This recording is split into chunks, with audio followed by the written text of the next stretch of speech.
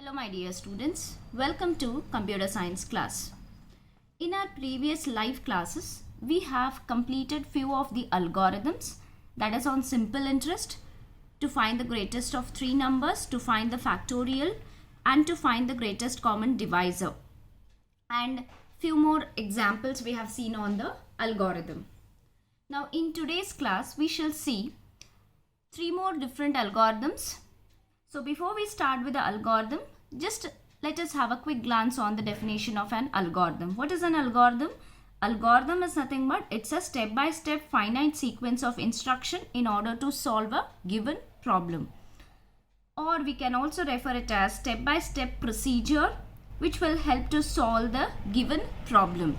So step-by-step instructions or the step-by-step procedures are the one in order to solve the given problem. So here comes an algorithm. Algorithm to generate the Fibonacci series. Already in live class I have already told what is a Fibonacci series. But still let us have a quick glance on the output of Fibonacci series. How do I get? So here and you just see this part. Initially we are assuming the value of first variable as 0. We are assuming the second value to be as 1. So 0, 1.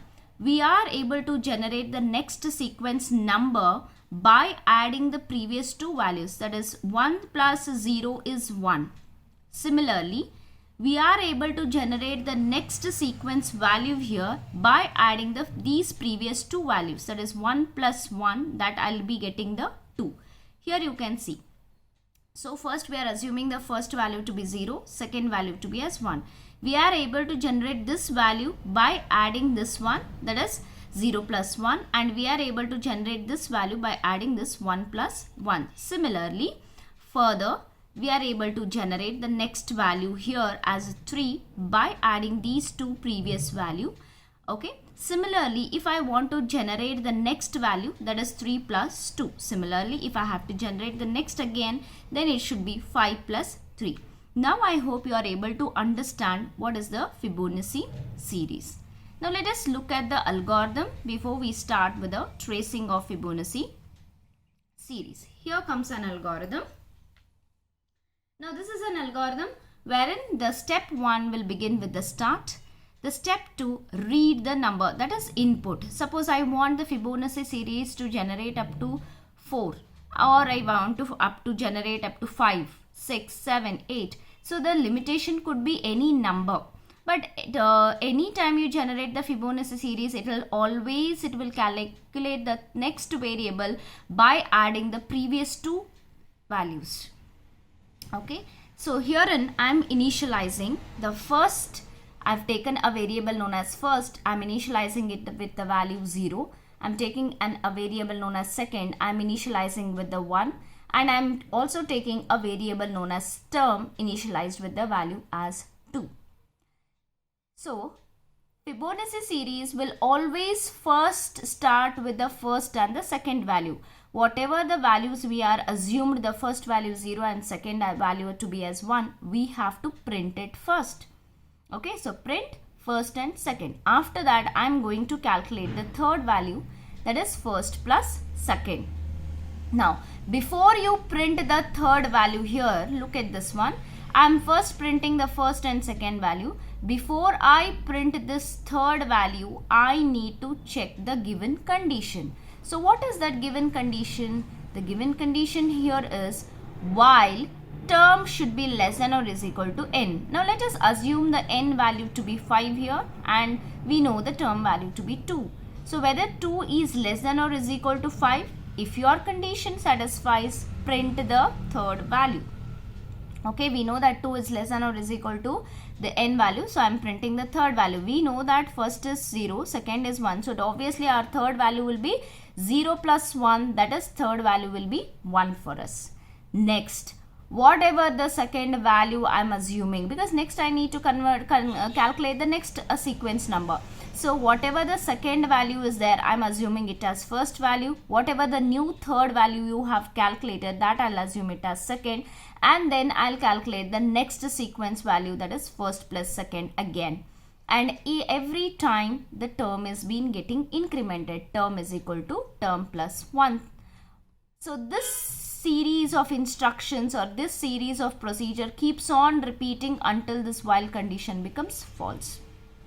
Okay, so when the while the term becomes 6, so when the term becomes 5 is less than or is equal to 5, yes, the condition is true. But when the term becomes 6 is less than or is equal to 5, that time the end while loop will terminate, and therefore you are moving to the next step, that is to exit. So let us trace the algorithm so that you can get clear understanding. Now herein I have assumed the value of n to be as 5, first to be as 0, second to be as 1 and term to be as 2. Now as per our algorithm, first we need to print the first and second value. What we have done here, printed first and second value. Next we have to calculate the third value.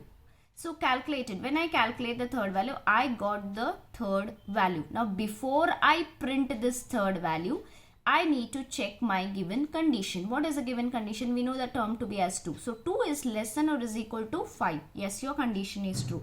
If your condition is true, then print the third value. When you print the third value, that time this 1 is being printed here, because we have already calculated and kept it. But after checking the condition, I am going to print the third value. So 1 will be printed. Now, if I have to calculate the next sequence here, I need to reassume the this was a freshly calculated third value, isn't it? So whatever is there in this, for whatever was there initially, this was the first value, this was a second value. What was there in the second, we need to assume it to be as first. Whatever newly calculated third value, assume it to be as second. To generate the next sequence, we are assuming this value to be as first now and this value to be as second. Initially, when you have calculated this sequence, this was your first, this was your second, and this was your third. Now if I want to calculate the new fresh new sequence here, then I should reassume this value to be as first, this value to be as second, then the new value has to be calculated. That is why we are exchanging the values here. Currently, as per this, what is the second value? Second value is 1. Am I right? So whatever the second value is there, move it into the first. So therefore, previously first was holding a value 0. Now since we are assuming the second value to be the first, so 1 will be moved in to the variable first. So now our first variable will be pointing to this value. Then whatever you have calculated freshly, the third value, this one, okay, the third value, that we need to move it in the second. So therefore, now this is pointing to be the first and this is pointing to be the second. Now after that, I am freshly calculating the next sequence, that is third is equal to first plus second. So first, what value? 1. Second, what value? 1. So 1 plus 1, the third new value, we got it as 2. Now once you calculate the second value, you are not once you're calculating the third value, you are not printing it, but you need to check the, you need to increment the term value. So term, now previously it was 2, now 2 plus 1, terms become 3. Now before printing the third value, we know that we need to check the given condition, isn't it? So this is what the repetition takes place. Now this was the first iteration when term was 2. Now after once the term gets incremented, we need to check the given condition. So in the second iteration, let us see how the calculation takes place. Now the term value is 3. 3 is less than or is equal to 5. Yes, the given condition is true. Now print the third value. What is the previous latest value of third value here, children? The third value is 2. So now 2 is printed. I hope you are understanding. Now think that next sequence, if I need to calculate, isn't it I have to assume this to be as the first value and this to be as the second value I need to assume. Therefore, after you print the third value, previously this was my first value, this was my second value as per this. Now I need to reassume it. So I'll assume this second value, whatever that was there in the second value, assume it to be as the first value. So now second is having what? Actually 1 was there in the second value. So second is being moved into the first. Now freshly whatever you have calculated as a third value, assume it to be as the second. So 2 is being moved in a variable known as second. Freshly you calculate again the next sequence, that is first plus second is equal to third. So 1 plus 2, that is 3.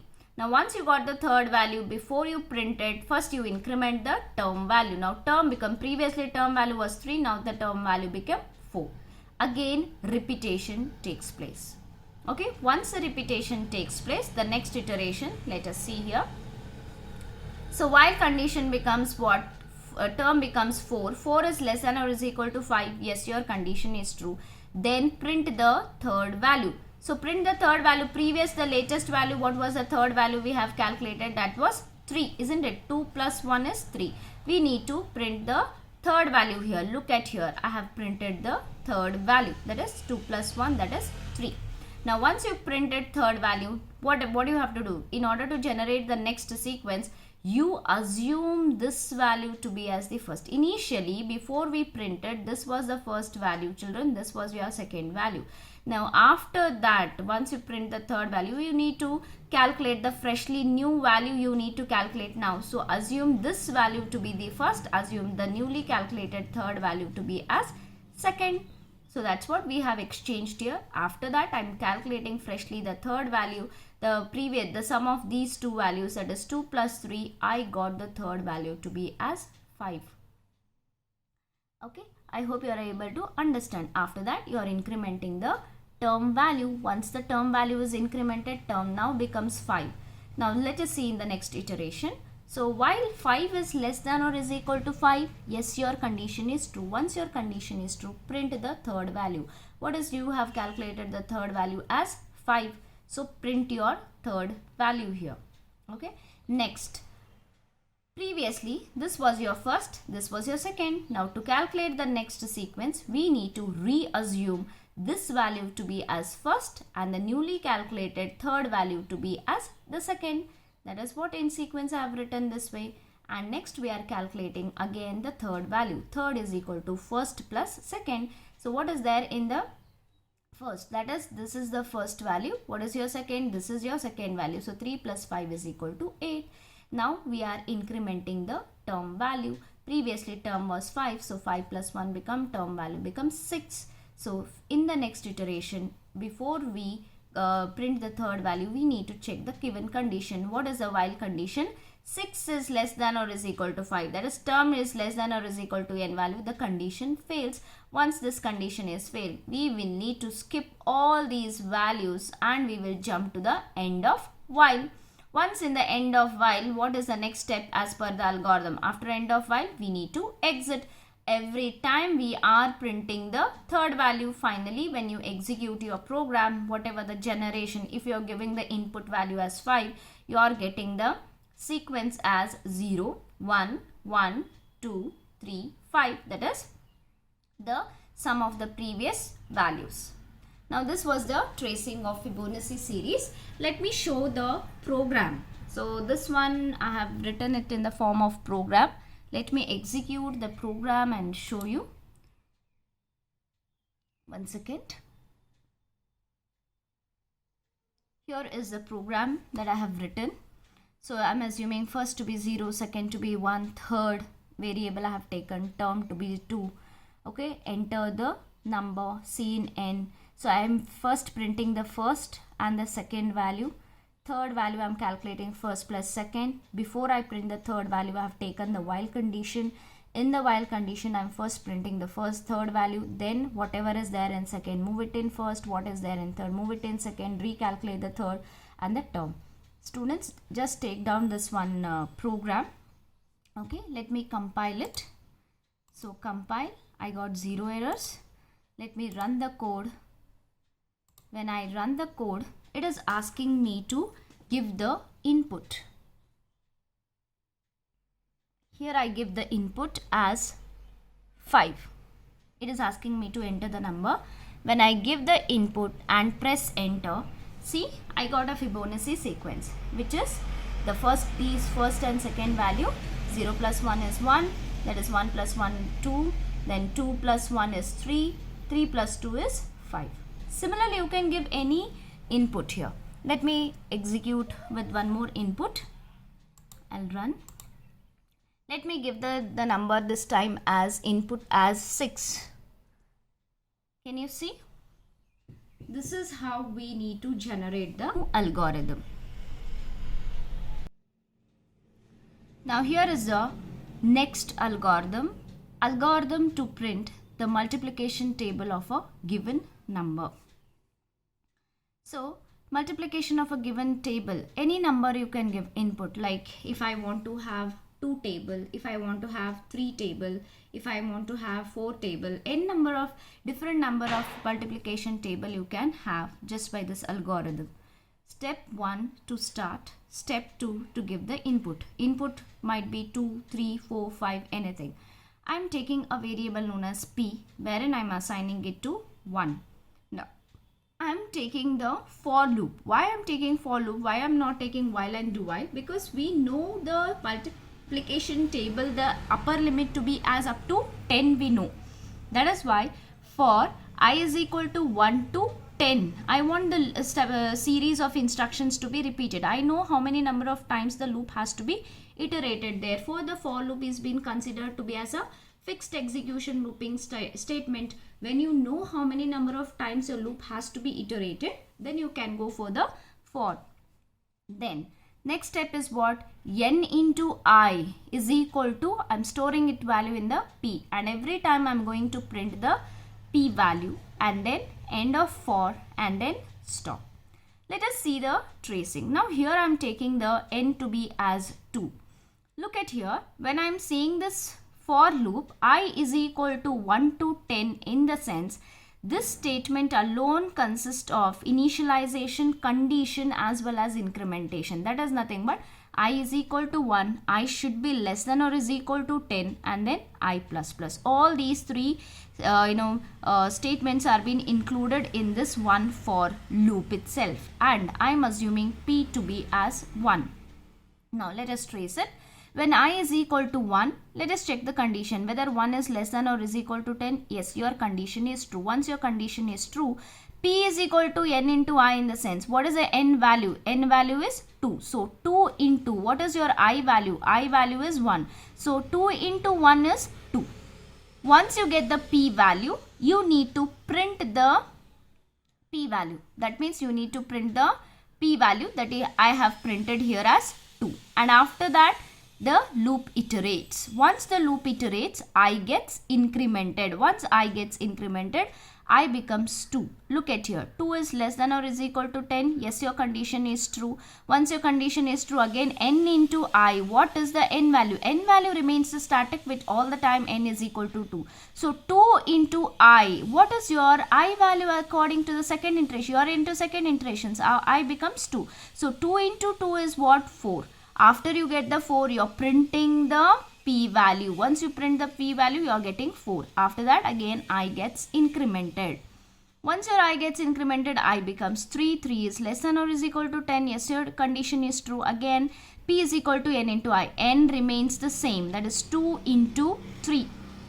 2 into 3 is what? 6. I gets incremented. Once I get incremented, I points to 4. 4 is less than or is equal to 10. Yes, your condition is true. Like this, you need to calculate n into I, that is 2 into 4, because I current value is 4. 2 4s are 8.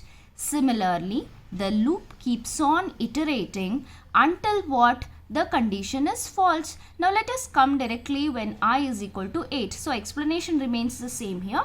When I is equal to 8, look at this. 8 is less than or is equal to 10. Yes, your condition is true.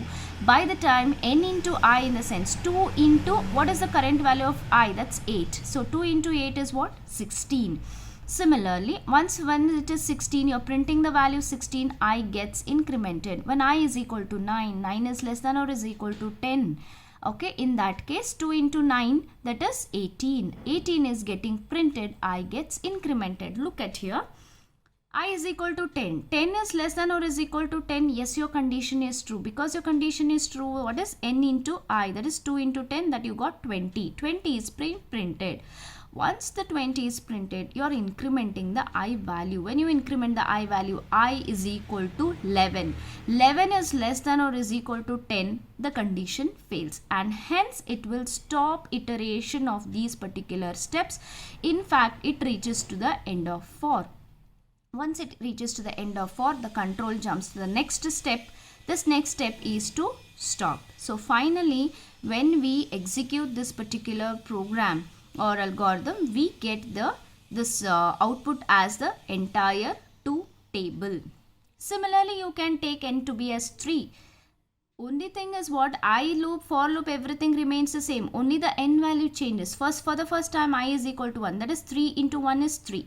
I gets incremented, I becomes 2. Similarly, what is the n here? 2 is less than equal to 10. Yes.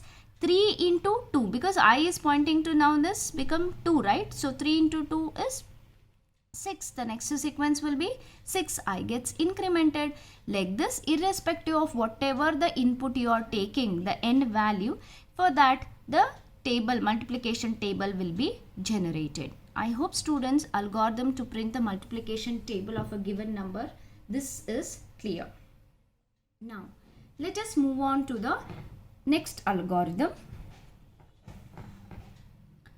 So please take down, this algorithm is not there in your textbook. Please kindly make a note of it along with the tracing. Yes. Let us see the algorithm to reverse a given number. Suppose if I give the number as 11. When I reverse it, it has to give me back again 11. If I give the number as 67. When I reverse it, it has to give me as 76. This is what the algorithm is for. Now look at here.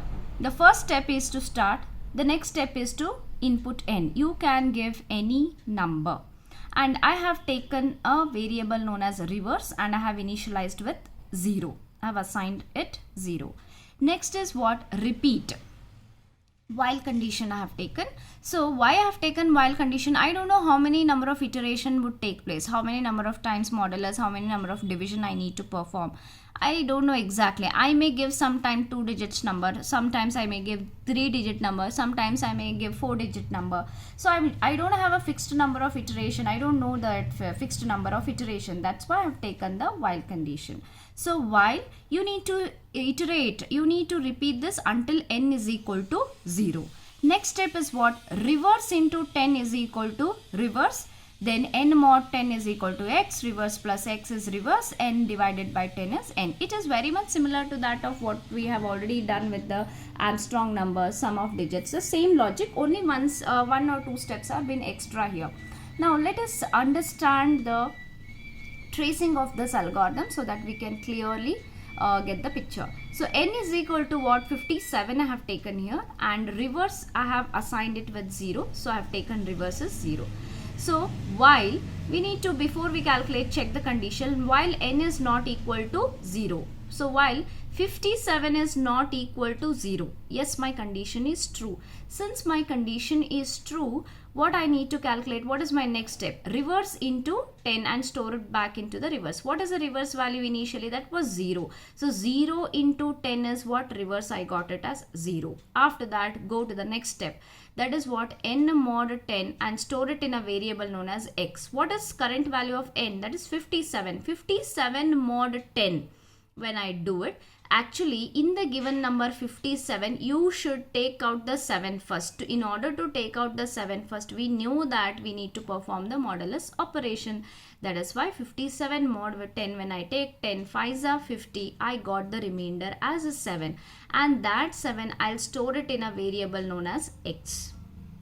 Moving on to the next step here, what is that? Reverse plus x. What is the reverse value? Currently the reverse value was 0. Again, keep it as it is.